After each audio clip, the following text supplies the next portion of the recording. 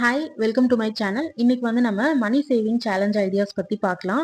இது வந்து ரொம்ப ஈஸி அண்ட் எஃபெக்டிவான ஒரு மெத்தட் தான். யார் வேணாலும் வந்து ட்ரை பண்ணி இது மூலியமா மணி சேவ் பண்ணலாம். அதுல ஃபர்ஸ்ட் என்னன்னா no spend challenge, which means இது வந்து நம்ம மந்த்ல வந்து ஒரு 3 days வந்து நம்ம சூஸ் பண்ணிக்கணும். ஃபார் எக்ஸாம்பிள் இங்க வந்து நான் வந்து 7th 15th அண்ட் 30th இந்த டேட்ஸ் வந்து சூஸ் பண்ணியிருக்கேன். ஸோ இந்த பர்டிகுலர் டேட்ஸ்ல நம்ம என்னென்னலாம் பண்ணக்கூடாதுன்னா, கண்டிப்பா வந்து ஆன்லைன் ஷாப்பிங் பண்ணக்கூடாது அண்ட் அவுட் சைட் ஃபுட் வந்து ஆர்டர் பண்ணி சாப்பிடக்கூடாது. அண்ட் நினைச்ச உடனே வந்துட்டு நம்ம ஏதாவது வாங்கணும்னா உடனே வாங்கக்கூடாது. மற்றபடி வந்து நம்ம ஆஸ் யூஷுவல் வந்து கிராசரிஸ் வாங்குறது அண்ட் பில்ஸ் பே பண்றது, ஒர்க்குக்காக நம்ம வந்து பண்ற டிராவல் இதெல்லாம் வந்து பண்ணலாம். இது வந்து ரொம்ப சிம்பிளான மெத்தட் தான். ஸோ ட்ரை பண்ணி பாருங்க. அண்ட் நெக்ஸ்ட் சேலஞ்ச் என்னன்னா, இது வந்து ஒரு டெய்லி சேவிங் சேலஞ்ச். இதுல வந்து நமக்கு 10 ஆர் 50 ஆர் 100 இந்த 3 அமௌண்ட்ல நமக்கு எது சூட் ஆகுமோ அந்த அமௌண்ட்டை சூஸ் பண்ணி சேவ் பண்ற மாதிரி இருக்கும். ஃபார் எக்ஸாம்பிள் இதுல வந்து நமக்கு 10 ருபீஸ் நம்மளால டெய்லி சேவ் பண்ண முடிஞ்சதுன்னா இயர் எண்ட்ல வந்து நம்ம கிட்ட 3650 இருக்கும். அதே 50 ருபீஸ் நம்மளால சேவ் பண்ண முடிஞ்சதுன்னா இயர் எண்டிங்ல நம்ம கிட்ட 18250 ருபீஸ் இருக்கும். அதே வந்து நம்மளால 100 ருபீஸ் பர் டே சேவ் பண்ண முடிஞ்சா இயர் எண்ட்ல வந்து நம்ம கிட்ட 36500 ருபீஸ் இருக்கும். ஸோ இந்த மெத்தட் வந்து நீங்க பிக்கி பேங்க் யூஸ் பண்ணியும் வந்து சேவ் பண்ணிக்கலாம் அண்ட் ட்ரை பண்ணி பாருங்க. அண்ட் நெக்ஸ்ட் சேலஞ்ச் என்னன்னா ரிவர்ஸ் சேவிங் சேலஞ்ச். இது எப்படின்னா ஃபர்ஸ்ட் வந்து நம்ம இனிஷியல் டேஸ்ல நிறைய அமௌண்ட் வந்து சேவ் பண்ற மாதிரி இருக்கும்.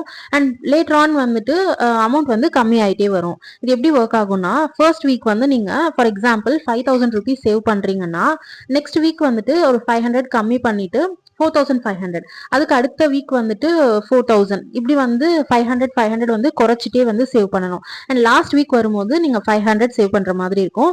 இந்த மெத்தட் வந்து நமக்கு இனிஷியல் டேஸ்ல நல்லா மோட்டிவேட்டிங்கா இருக்கும் அண்ட் எண்ட் ஆஃப் த டேஸ்ல வந்துட்டு ரொம்ப ப்ரெஷர் வந்து ரொம்ப கம்மியா இருக்கும். ஏன்னா வந்து அமௌண்ட் கம்மி ஆகுறதுனால.